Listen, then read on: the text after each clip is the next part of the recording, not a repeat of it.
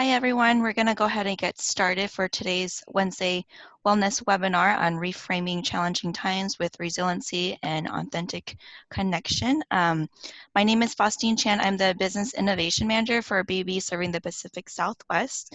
So this webinar is being recorded, so if you do miss any part of it, or if you need to rewatch it for any of the materials, it will be available and posted online 1 to 2 business days on events.bbcommunity.org. If you do have any questions throughout this webinar, please go ahead and make sure you type them in the chat option or the Q&A, and we can answer those probably at the end of the webinar. So we have a great speaker today. We have Neville Villaroma. He is an effective communications and values leader, growing organizations through external marketing, media, sales effectiveness, as well as internal organizational alignment, corporate communications, and leadership development. He brings experience, energy, empowerment to his leadership role as Senior Vice President, Membership and Marketing, and Chief Advocacy Officer at Mission Federal Credit Union, the largest financial services organization exclusively serving the San Diego area, where he has held accountable for strategic array of crucial outfacing functions, including marketing, community relations, corporate giving, as well as promoting the organization's public image and brand. So please welcome our speaker today. Thanks, Faustine. And hi, everybody. I'm so glad you're able to join us. I'm surprised you don't have Zoom fatigue, which is a real thing, but we'll try to make good use of this hour together. I do have some slides to share with you, and I'll have some takeaways that you can use. As you heard, it's going to be recorded, so if, to the extent that you want to go back and either access the content and or the references, they'll all be there for you. Happy Earth Day, 50-year anniversary of Earth Day, so a good day to talk about wellness and resiliency and taking care of ourselves, self-care. So we're going to jump right into it. My appeal to you is, I know we all do this a lot, and oftentimes we're multitasking. So we're kind of sort of here, but we're not here. And since so much of taking care of ourselves begins with some form of mindfulness, I'd really invite you to either sign off and go do what it is that you need to do, because that's top of mind and is, pulling on your heartstrings or head, or just be present for the 55 minutes we have together, because then we'll get the most out of it.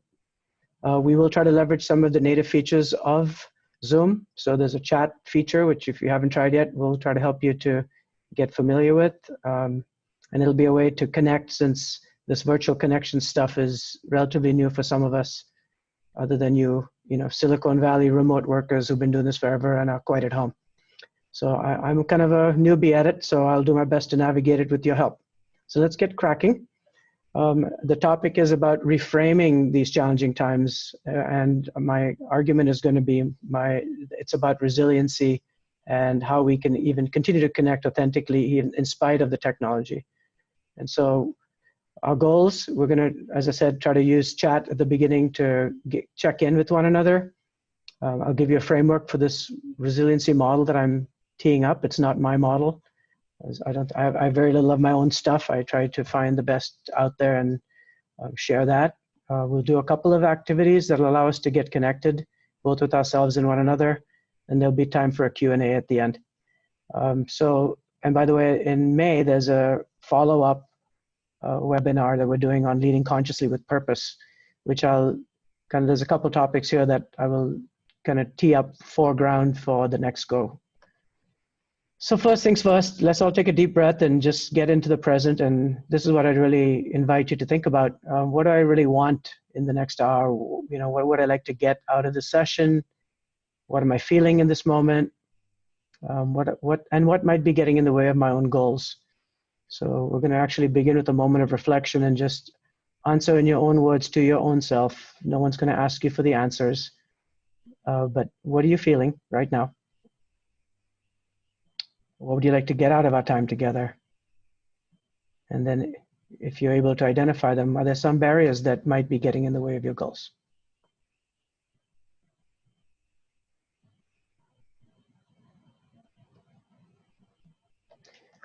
So in the absence of being able to read body language and connect with each of us individually in a more physical location, what we're going to try to do is use the chat feature now to just find a word or a phrase that would appropriately, authentically give us a sense of where you're coming in right now. And there's no wrong answers. So it's really about getting to that inner place and having an authentic response about, this is how I'm showing up in this moment. And the cool thing about moment to moment is it can change. And hopefully, if it's, you're coming from a challenging place right now, by the end of the session, you'll feel better. And the flip can also happen. You can be in a great state and something can happen and you can find yourself elsewhere. So just in the moment, I'm going to invite you to grab that little bar, probably at the bottom of your screen, and hit the chat feature and punch in one word or one phrase that might authentically reflect how you're feeling in this moment. And then Faustina's going to we're going to look at those together and see what's showing up. So let's do that right now.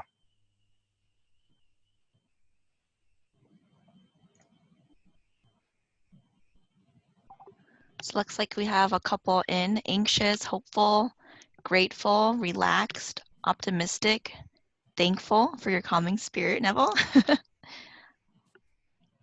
Energized but scattered with too much multitasking, grasping for clarity, anxious, conflicted, anticipation for the future, zoomed out, that's really good, present, blessed with high favored, anxious, ditto, alert, missing the human connection, grateful, anxious but hopeful, out of breath. I just walked a very fast mile prior to this, so that's good to get exercise. Good for you, yeah. I'm grateful, uncertain, anxiety, but really looking forward to the new world, scared,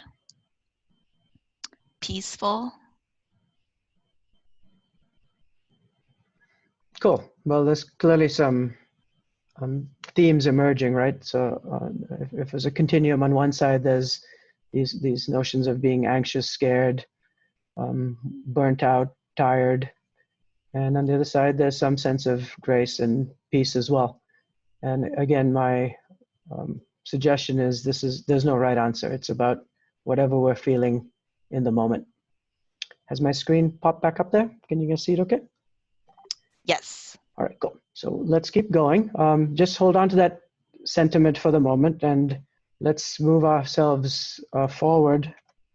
And I'd like to start actually by just being upfront about what my biases are. We all have biases, so if somebody says there's no implicit bias, I invite them to revisit that. But so I'm going to approach this time together from both Eastern and Western framework. So yes, I'm data-driven, but also I'm people-centered. And it's really cool. And what the wisdom traditions from 2,500 years ago believed to be true is consistent with what modern neuroscience from 2,500 milliseconds ago believes as well. So I'm going to look for some alignments and opportunities there. I come from a strengths-based model rather than a deficit model, which means that I implicitly believe we have both the solution to these challenges within us, and it's up to us to be in that positive state of mind. There's a whole body of work called positive organizational scholarship that really validated for me my orientation. I'd like you to, if you're interested, you can Google it, check it out. It's an inside out, not an outside in model, because if we're going to talk about conscious leadership, we have to go within first. And whether we're talking about spirit, whether we're talking about leadership, there's no outside cure for the inside job. So we're going to spend some time going within. Much of what's happening to us externally, we have no control over. How we choose to show up and can respond, we have a lot more control over, as you're going to find out momentarily. You already know that, some of you. I'm really a firm and strong believer in a dynamic living systems model, which suggests that the old models, the mechanistic industrial age models that treated everything like widgets and processes and systems devoid of the human element, I think are antiquated models. So we have to have the human factor baked in. Yes, we're all concerned about me, but it's also about we, as this pandemic has made epically clear. We're completely interconnected and interdependent. And so in the same way that we all can be impacted by it, I think we can all be part of the solution as well. And then finally, yes, strategies are important, but as Peter Drucker famously said, the founder of Management by Objectives, by the way, culture eats strategy for breakfast. So I want to spend time on cultural competencies that we can set up, with love being the antidote for much of this as opposed to fear. And so if you think about, we can either be coming from a fear base or a love based, a lot of us are in that fear. And my goal today is to help you be able to shift to a more creative mindset, which then will give you a much greater sense of efficacy, agency, and control over what's going on.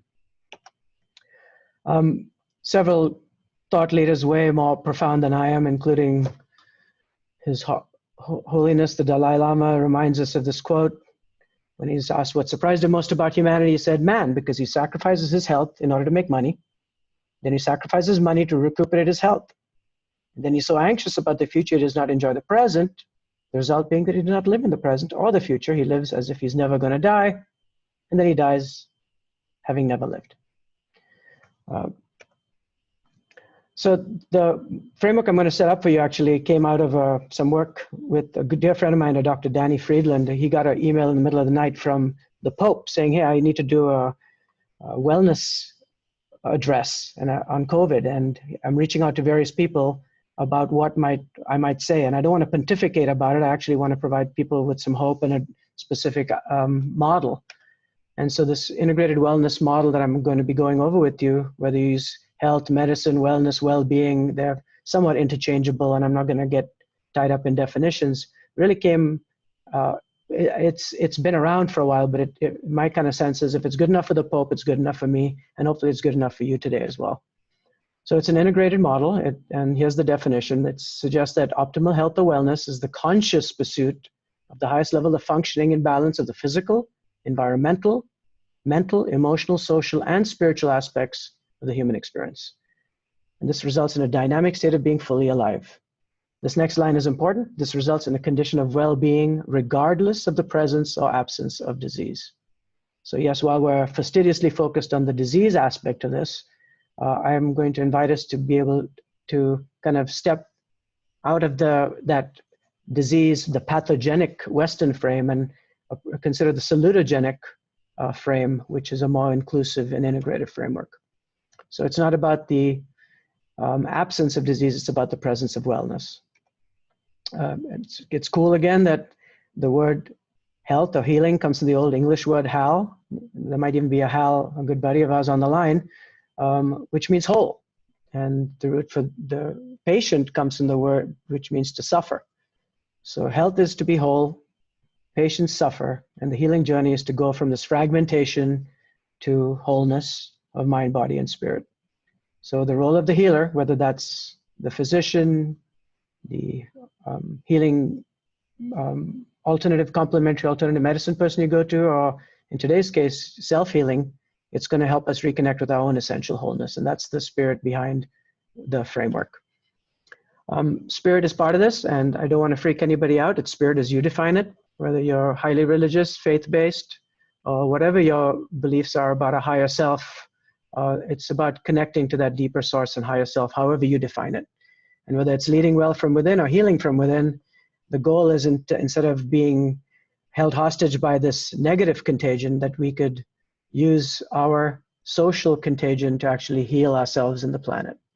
So my aspiration for all of us is to be able to override this crisis, this medical contagion, with the premise that if leadership is an act of influence, and influence is contagious, then we can, as leaders, and we can all be leaders, spread that social contagion. Which makes our ability to imagine a better world, put ourselves in the problem or solution set, in this case, in the solution set, and set the conditions for what we'd like to see happen. These are going to be good, strong indicators of our success. So another way to say it, through, again, a more Eastern dynamic, it takes these three words of attention, intention, and attitude and unpacks them a little bit. Our intention is kind of that energetic spirit I mentioned, and the belief is that by setting the intention but then having no attachment to the outcome, you can actually put that the universe will conspire for your own success. So either we can think that everything is happening to us and feel like a victim. I'd like to invite us to think that everything might be able to happen through us, where if we're on the right side of truth, goodness, love, compassion, and set that intention, then we're much more likely to show up with that capability. Attention, obviously, is where we put our mind, where we focus. What we focus on manifests. This is the first law of human behavior. So those of us that are obsessing crazily about the news and the disease and the number of cases, and what we focus on manifests. So our ability to really settle our mind, If the mirror is distorted, we're going to get a distorted picture. And if you think about our mind as being, if we could polish our mind and build some habits of mind, then we may be able to see a less fuzzy picture. And again, the picture that we'd like, if life was a jigsaw puzzle, what's the cover of the box that we'd like to see?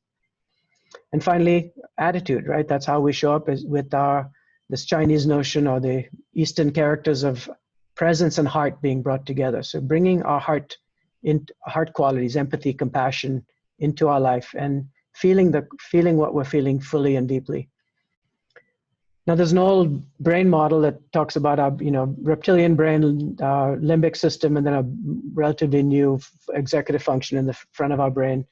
The reality is that whenever we're under a threat response, we all default to that survival instinct. So it's absolutely not surprising that many of us are in that fear-based, survive, fight, flight, flee model, because if we didn't have that, we wouldn't be around, right? The 7 billion plus of us on this planet, had our ancestors not been paranoid hoarders, we would not be here. So on the one hand, we want to honor that aspect of our survival response. We just don't want to be held hostage by it. And again, in the next session in May, I'll talk more about a different model of the three brains, really dealing with our gut, our head, and our heart. So again, I want to, for those of you that said you are anxious or scared or stressed or tired, these are normal feelings. Don't stuff them. Feel them fully. If you can name them, frame them, then you're more able to actually address them. I think many of us are, in lieu of addressing them head on, we find creative and sometimes maladaptive ways to address those feelings. And I'm here to just reinforce, hey, whatever you're feeling, it's probably normal. It's about recognizing that it's a feeling, and as a result, whoever's feeling that, our mindfulness might give us an ability to control it. I love this reframe, whether that's Leonard Cohen's poetic line, there's a crack in everything and that's how the light gets in, or Rumi's quote here when he's asked, well, what about my eyes? And God said, keep them on the road. What about my passion? God said, keep it burning. What about my heart? God said, tell me what you hold inside. And I said, pain and sorrow. God said, stay with it. The wound is the place where the light enters you. So again, the wound, the pain, the hurt we're feeling, that hole might actually be an opportunity if it's rightly reframed. So let's take a minute to go within. We don't have to take long with this. I'd just like to take a minute or two, but I want you to just take a moment, close your eyes. If you can, sit with your back in the back of your seat, feet flat on the floor.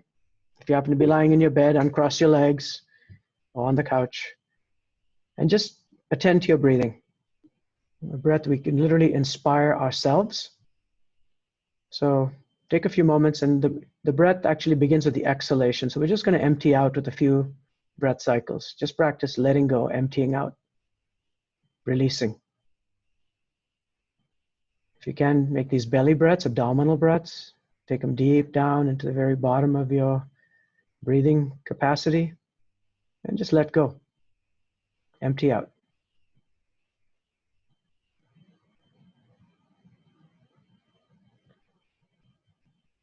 And the yogic primordial breath cycle begins on the exhalation, because now, having let go and emptied, you have room to fill. So continue your deep exhalations, but incorporate a deep and full, complete inhalation. So emptying and filling. Emptying and filling.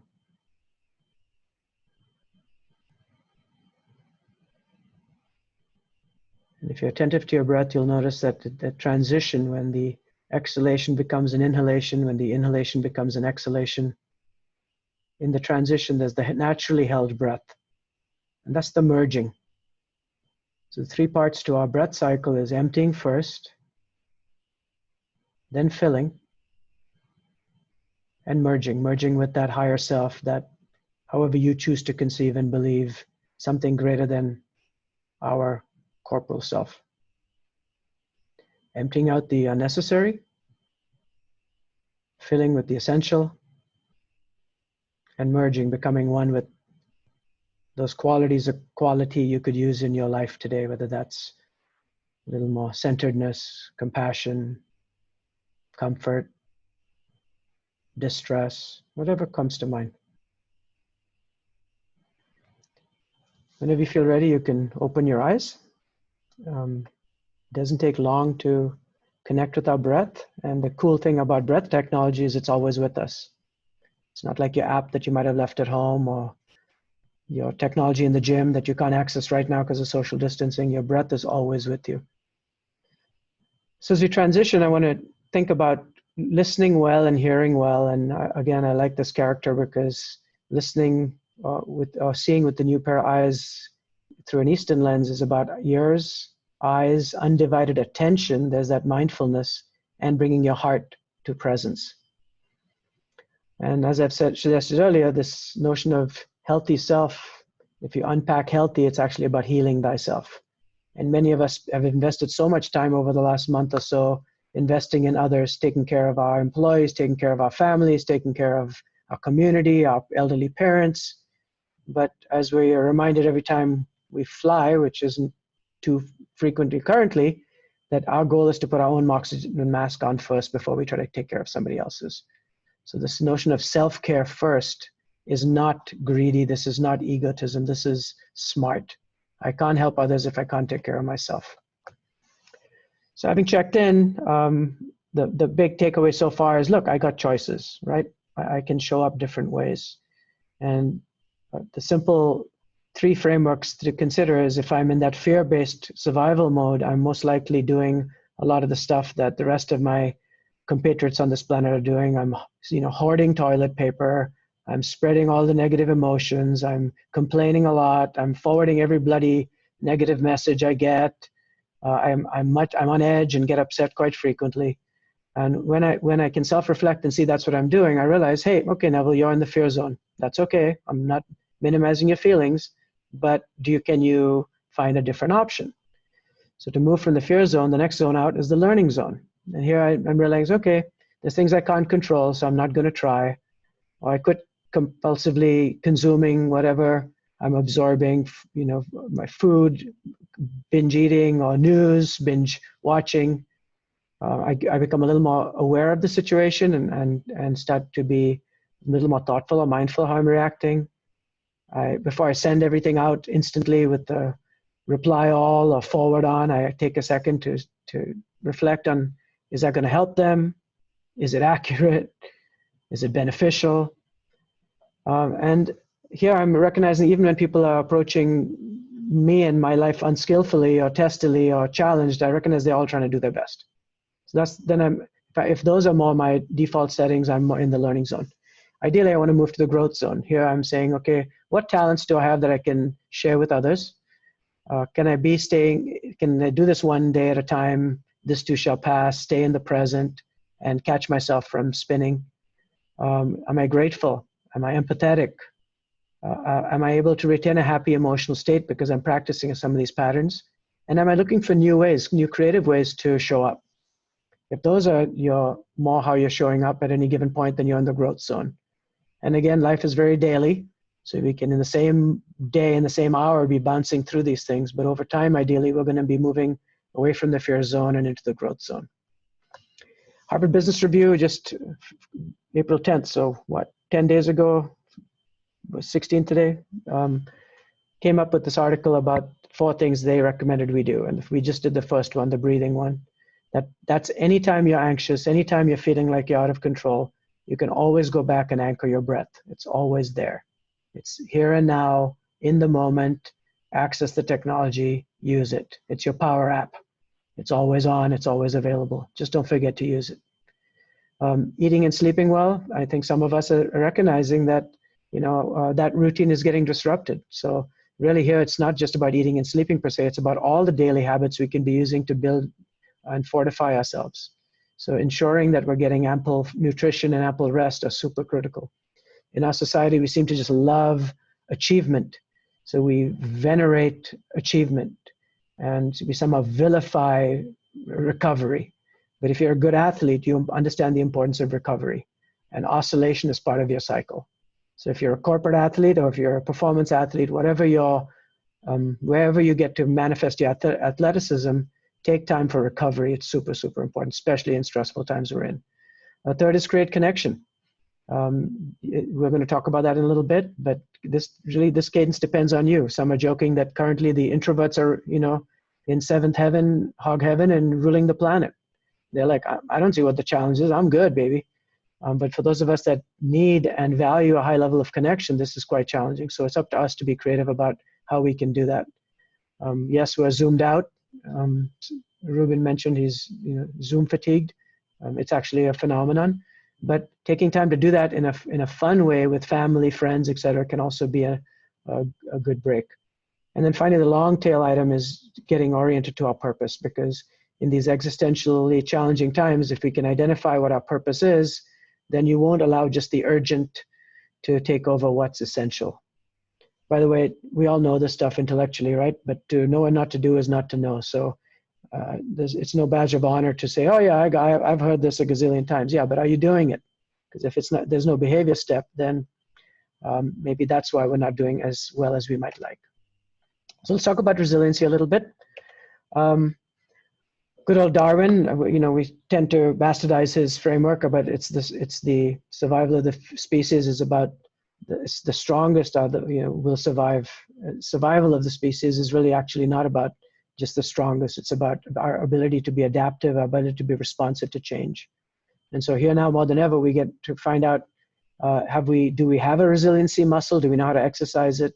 And so I want to spend a little bit of time on that. So I don't want to get into long-winded dictionary definitions of resiliency, but really what we're dealing with here is stress taken to an unnatural conclusion leads to burnout. And we don't want to get to a point where we're so tapped out that we need a serious intervention to help us get back on our feet. So that means we're trying to build this as a capacity that's part of us. Oftentimes this means having that little extra in the tank no matter what's going on. And really, it's not just how, I think it was a George Patton quote, it's not how far you fall, it's how your ability to, how high you bounce after you land. And so this notion that we can be resilient and bounce back, that we have extra in a tank, these are the capacities that I'm hoping that we can all build. And since this is only an hour or less that we're spending together, I've provided some other resources on resiliency with how do you navigate stress, what is burnout, how do you communicate better as a leader at the end of this webinar. Briefly on these two aspects, if you will stay with my hypothesis that I can either show up in a fear-based mode or a love-based mode, then either is my reactive self or my creative self. And without going into explicit details here, you can just see that if I'm reactive, I tend to be either complying, protecting, or controlling.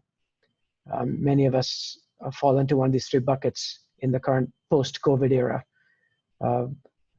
Typically, that's because I don't have the perspective, and I have not been self-reflective enough to realize that I'm in that state. It's just that part of me took over. I've been hijacked, and sometimes I'm getting sabotaged by myself. What I want to do is move to that creative stage. And by the way, these work exceptionally well, even in good times, not just in bad times, where it's about getting things done, get her done, the achievement, but it's about getting it done well with people. So there's a notion of care and connection. It's authentic.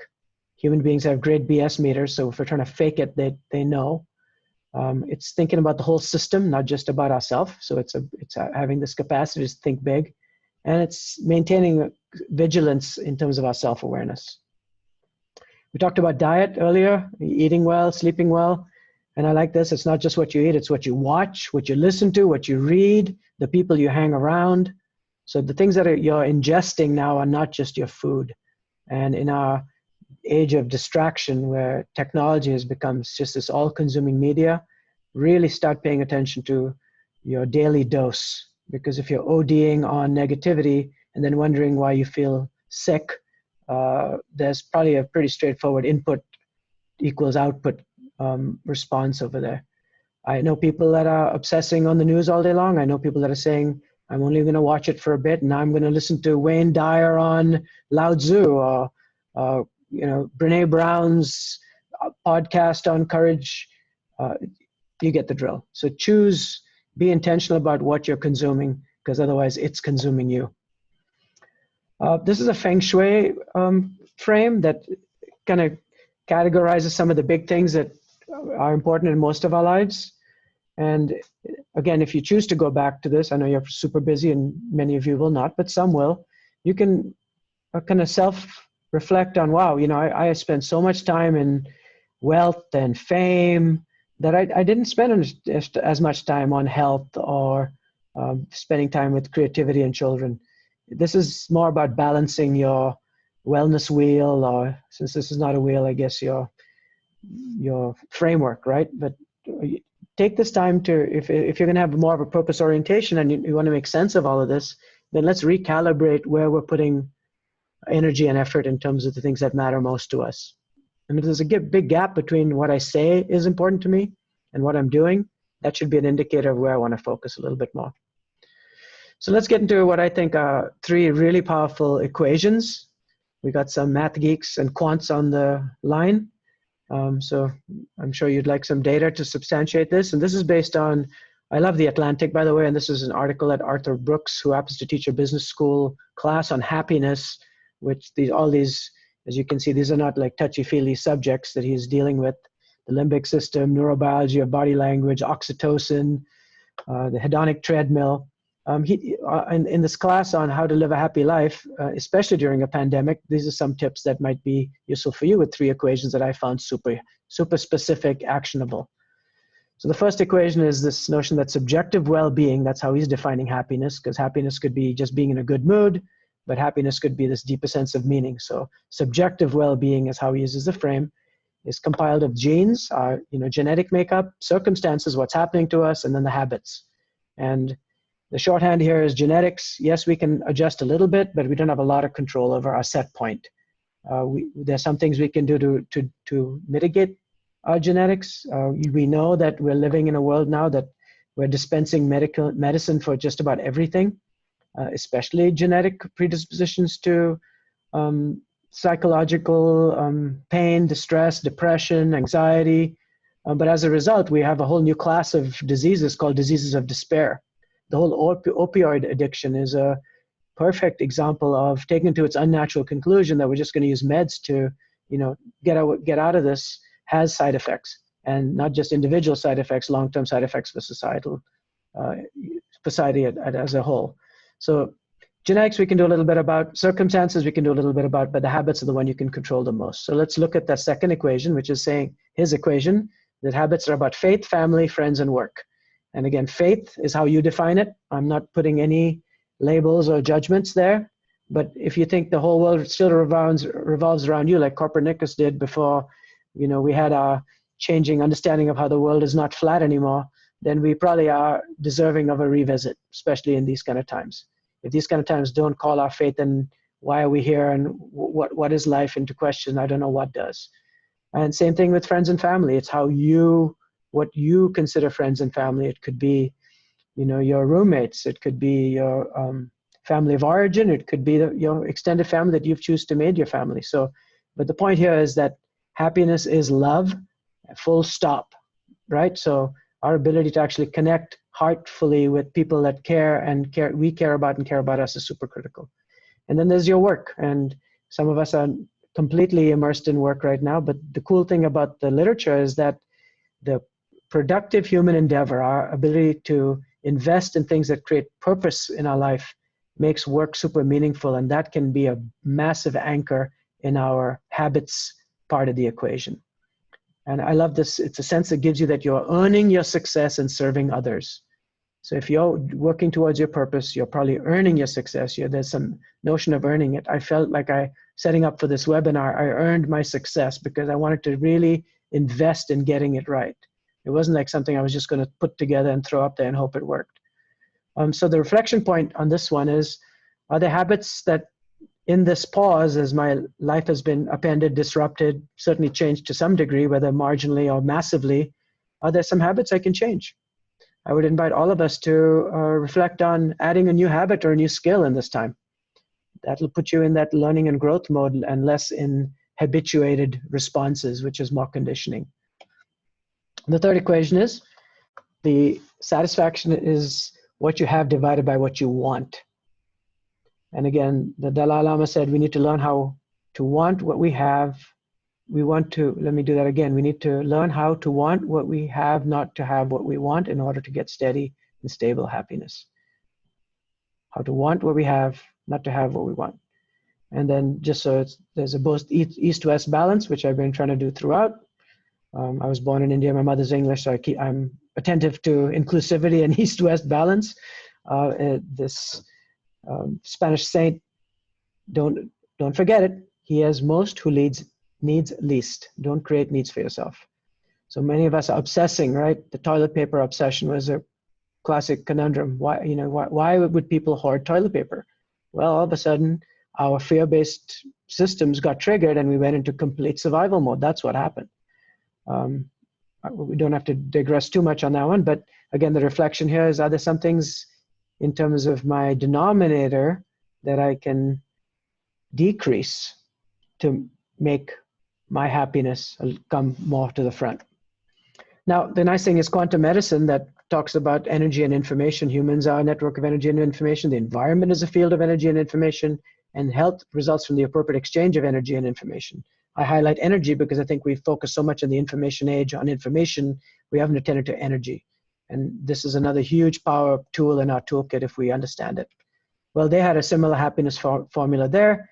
The first thing was the set point in your brain. And again, as we discussed, things like drugs can adjust that, but there are side effects, there's consequences.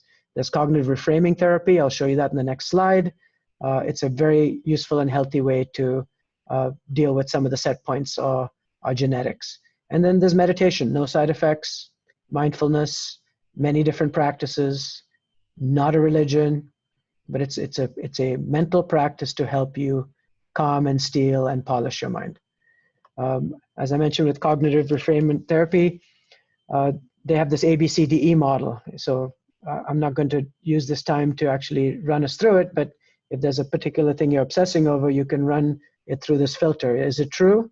If it's not true, am I 100% sure it's not true? Okay. What does holding on to it then do for me? Can I dispute this belief and rename it?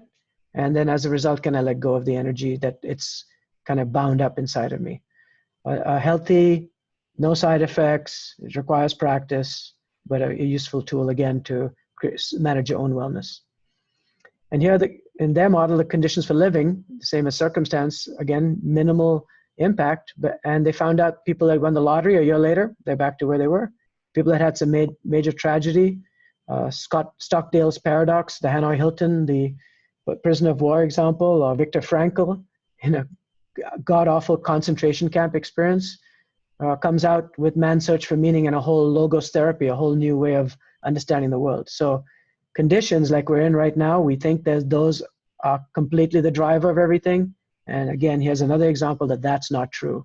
A year from now, we're going to be in a different place. This is just so daily. This too shall pass. Don't let this hijack your system. So the place that we have the most ability to have control is making the habits in the previous model or choices that we make in this model. And many of us are, using distraction as a way to not deal with the feelings that are coming up because it's scary, it's frightening, it's anxiety provoking. So for example, sex and alcohol, right? The condom sales and alcohol sales are up right now purportedly. But pleasure can be fatiguing too. So instead of going for just personal pleasure, which is short-lived, focusing more on fulfillment, back to meaning and purpose that I referenced earlier, and making other people happy because that gets you out of your own self, could actually increase your own sense of happiness and well-being. So it's about understanding yourself. It's about letting be. That takes reflection and not being attached to trying to change everything and control it. It's about applying an integrated well-being model, as we've talked about here, and focusing your attention, intention, and attitude on wellness, not on disease. The cup is half full, it's not half empty. You can have wellness in spite of a disease model outside in the community. And communing with nature, which I'll talk about a little bit later. I'll talk about it now. I know we're not allowed to get out as much, or if we do, we got a mask, or whatever you can find as a way to get out in nature can be a hugely recalibrating process. And this is a Scripps Peer picture from before COVID, but reminding us that yes, once they open up the beaches, and then maybe not until then, or on the trails behind your house, or even in walking your neighborhood safely with social distancing and masks, etc. Getting out can be a super, super beneficial thing. I think John Muir said the best way to go in is to go out, something like that. So being aware, find your self-esteem, detoxify your life. Don't quit being right. That can really suck up idle cycles. Stay in the present. The past is a memory. The future is worrying. Worrying is negative goal setting. Allow things to be what they are and get into your purpose. Part of the topic was about authentic connections. I wanted to take a little time to talk about that. So again, if you buy into this information and energy model, then our ability when we connect deeply, whether we're tuning in with music, which is another hugely powerful resource, especially for those that love it, poetry, emotional connections of any kind, then there's this tuning and bonding that happens both amongst ourselves and with other people. And there's a really somewhat, it's about 10, 12-year-old book, but I really enjoyed it, The Pleasure Principle by Dr. Paul Pearsall, who used the Hawaiian Huna tradition and broke it down into connecting with ourself, intrapersonal. So how does Neville deal with Neville? There's which part of Neville shows up, right? That fear-based Neville or the learning and growth-based Neville. The interpersonal, that's how we deal with one another. Harder to do electronically, but you guys are bearing with it so far, so I thank you for that. A transpersonal, that's something higher than ourselves, whatever we choose to call it. Temporal, how our relationship to time. It's so interesting to talk to people in this time, and some are going, God, I've got so much time, and I'm cleaning this, and I'm doing that, and I'm reading the other. And other people are going, gosh, I've got no time. I am just time starved. So we all got the same 24 hours, people. Our relationship to time is another thing that we can really pay attention to. We're never going to get this 24 hours back. We all get the same 24 hours. So whether you're time starved or time rich, your relationship to time is another really important thing to observe and adjust. And finally, our relationship to pleasure, joy, things that give us contentment. Connecting authentically virtually is challenging. It is for me. And the good news is that the spatial distance does not have to mean social distance or social isolation. The big learnings here are the warm-up. So typically, you know, if you're being coached on how to run a program or an organization or work with a team, they're saying, you know, first you do all the personal stuff, the check-in, then you get to the work. That's the real work. And then you might end with something personal. I would suggest that right now, the warm-up is the main event. Taking time to build trust, to foster empathy and respect, to care, demonstrate that care for the team, to over-communicate and make sure they're okay. Taking time with every virtual call to do this, even if it's at the quote-unquote expense of productivity. There's no productivity if people are not feeling checked in. They're checked out. So you're checking in. Even at school, they take attendance, right? Who's present? Must be present to win. We say that in our lotteries and other ways of, you know, earning something. So presence is super important, and it's not just I'm here, which is why I said at the beginning, I'd prefer if you got something else that's on top of your mind, is that you delete, hang up, leave, watch this when you have time, or not at all, because you're actually borrowing from Peter to pay Paul, and you're continuing to foster a habit that's not in your best interest. So I'd rather you not be on the call and do what you need to do that's most essential.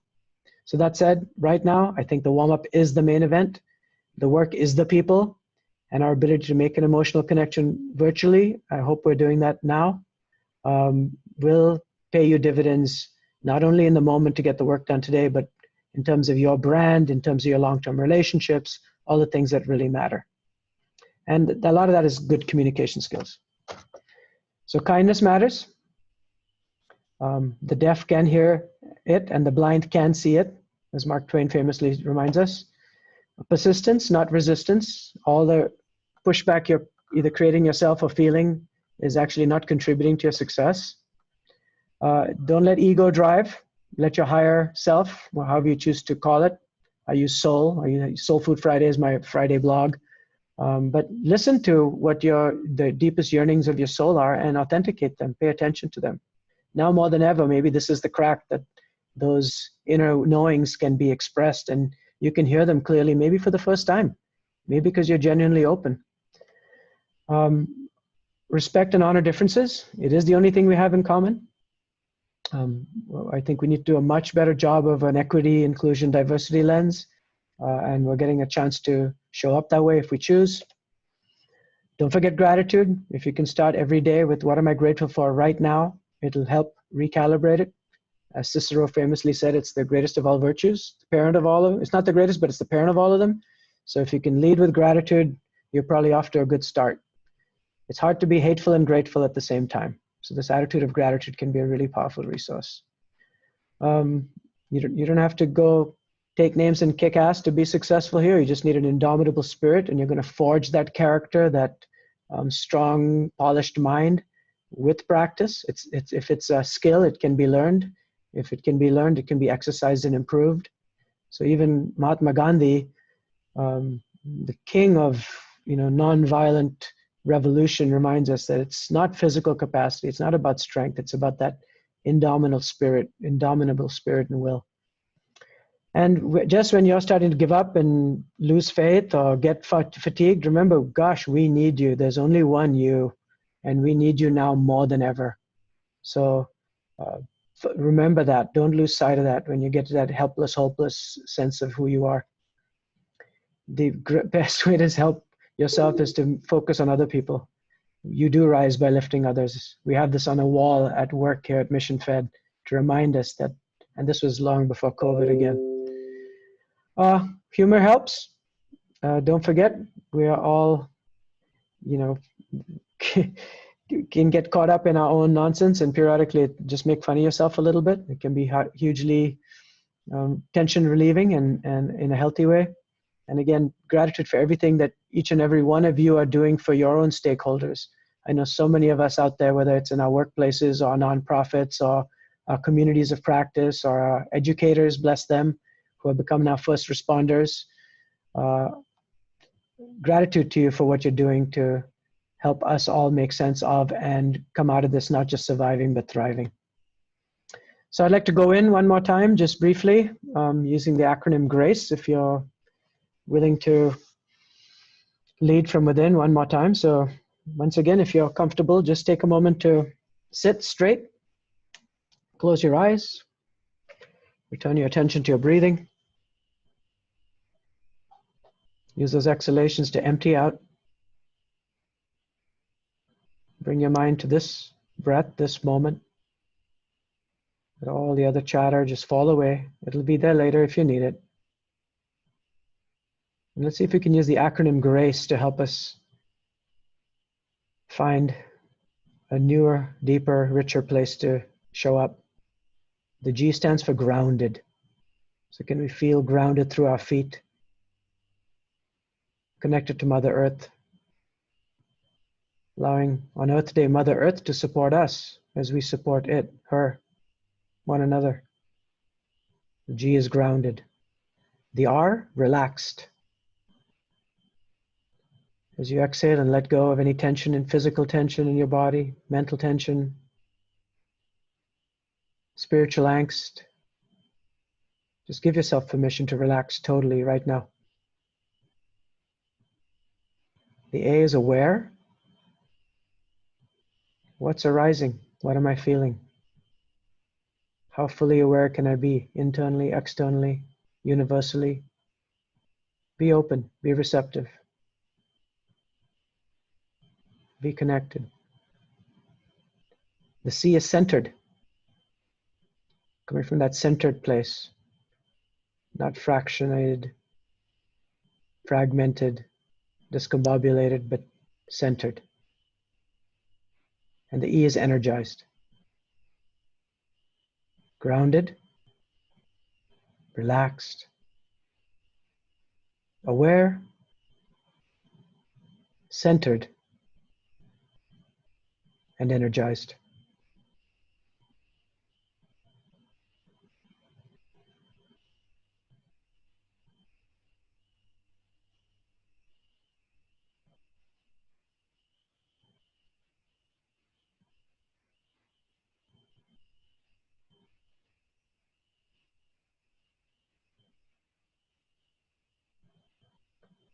If you're so inclined, you can use that acronym whenever you like, whenever you need. Know that it's always there for you.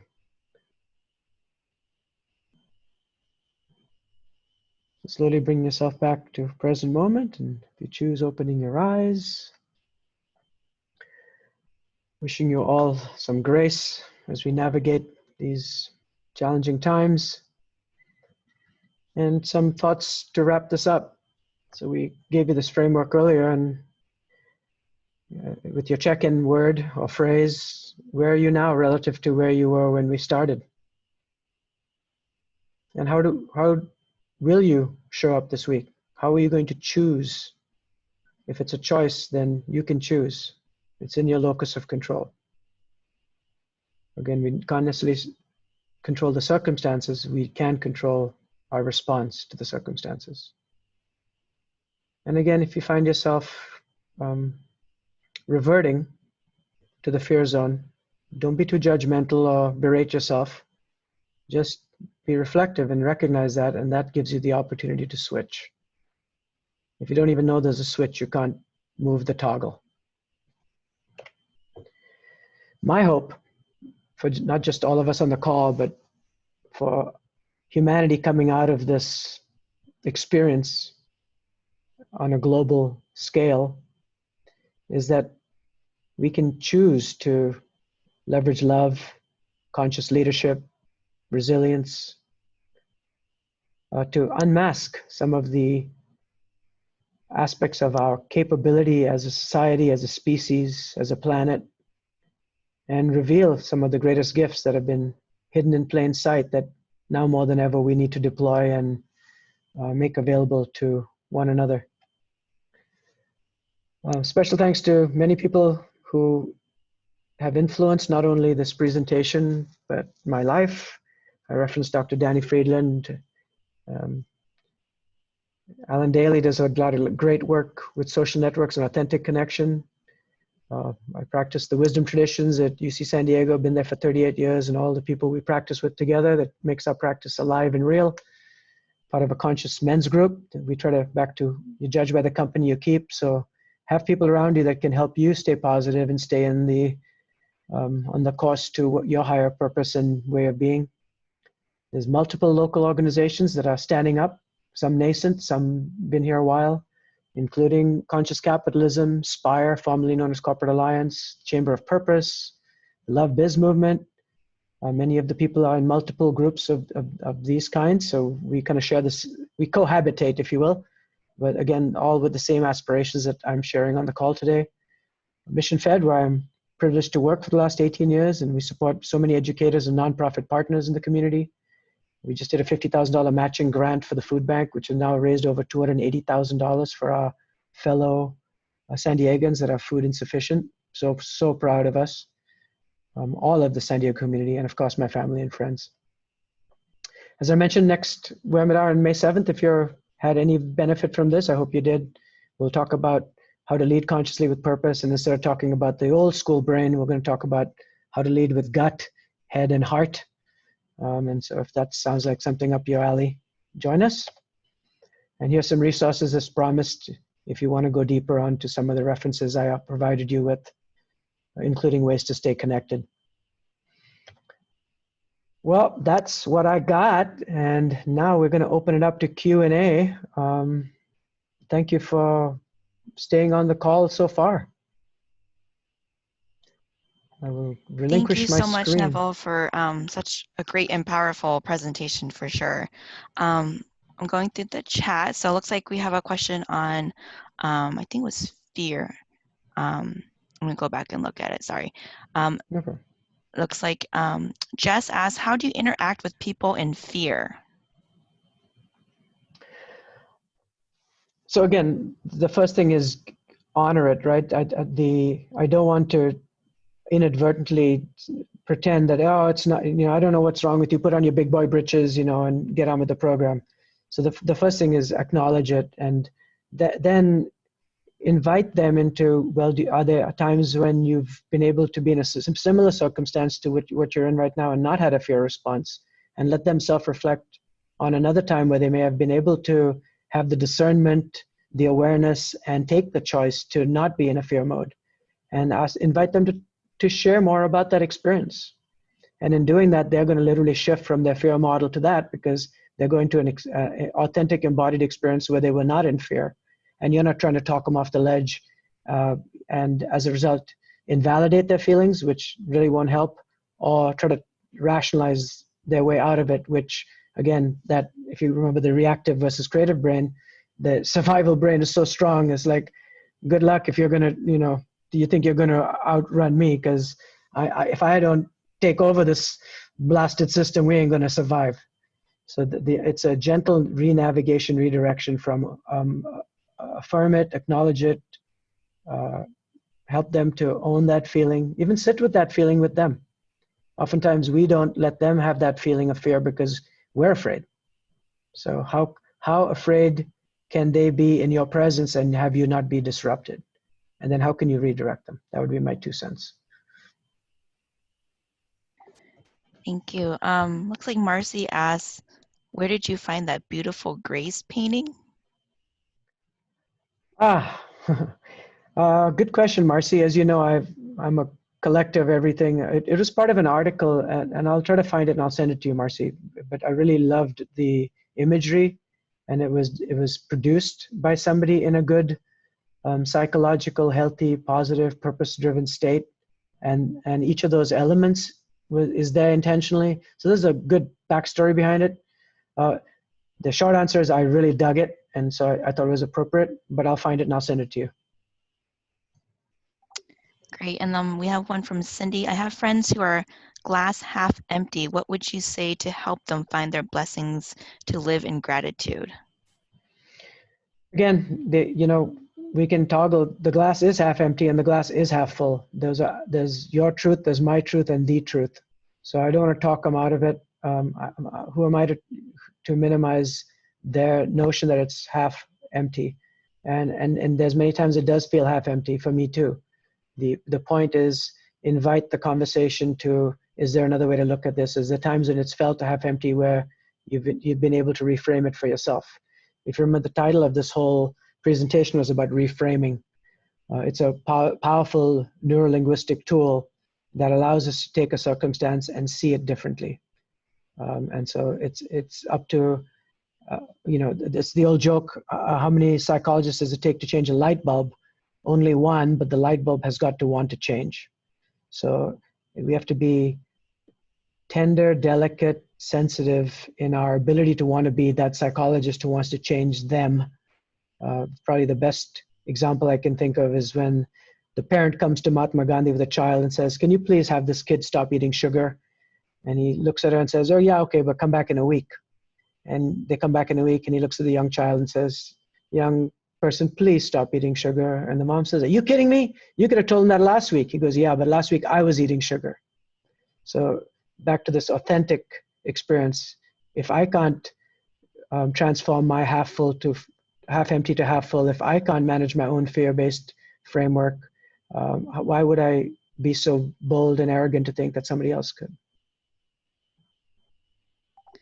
Great, thank you. We have James who says, social connection is so awkward and strange with social distancing.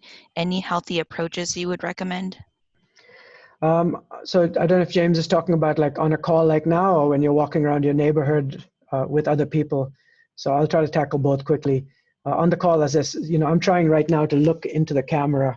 The focus is to actually look at the screen or look at you, but so it requires a different set of skills. And I'm looking at the camera. I can't read your body language. I can't tell if you're multitasking, but it's less about the feedback loop that I'm become so dependent on, and more my trusting that I'm going to be in the right place psychologically, spiritually, energetically, and I'm going to extend that energy to you. And how it lands, I don't have control over, but I do have control over how I send it. So it's again, model the behavior and where you want to show up. So that's the Zoom or WebEx or Teams or whatever your de facto or technology solution is. That's one suggestion.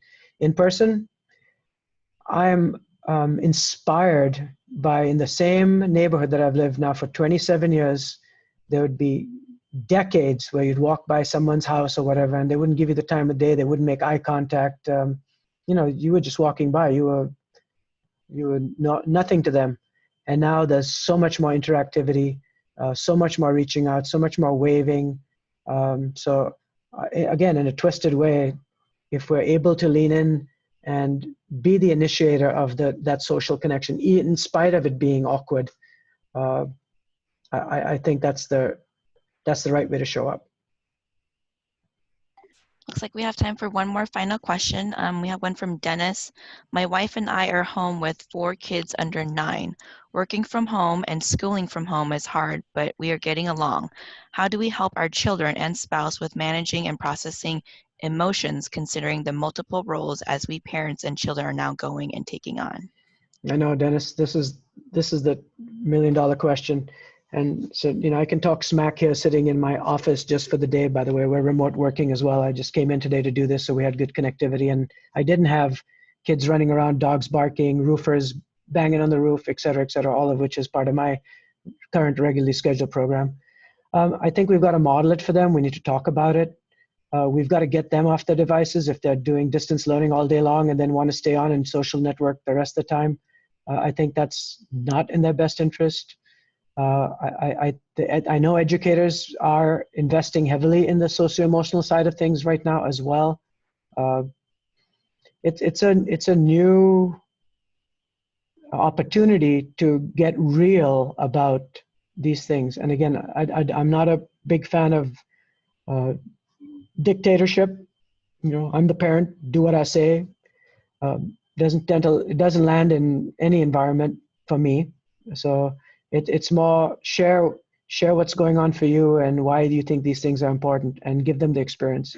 If you want them to go take a walk, you take a walk. If you want them to get off the devices, you get off your device. But that's a tough question. And frankly, the place I feel the least skilled. If I was self-referring, I could do a damn sight better job on the home front. That's where we want to, eat our young and fight and lose our SHIT, et cetera, right? So I don't have a great answer for you other than those are the things I'm trying to do to show up a little more authentically and honestly. And sometimes it works, not always. Thank you. Looks like that's all the questions that we have time for and that has been delivered to us. Thank you so much again, Neville, for taking time out of your busy day to present with us this insightful and powerful presentation. We value your expertise and your experience, so thank you again. I know a lot of you had asked if these slides will be shared with you. So yes, they will be shared with you. The webinar has been recorded, so it will be available on events.bbcommunity.org, and you can share it with your team members as well if you would like them to share and watch it as well. So thank you everyone again for attending. Please take care and have a great day. If you want to email me, I'm happy to share any of the slides. And like I see a question about quantum medicine, et cetera. I'm happy to follow up with anybody for whom that would be useful. And thank you guys at BBB for putting it on. We'll talk to you soon. Stay well, stay positive, stay resilient.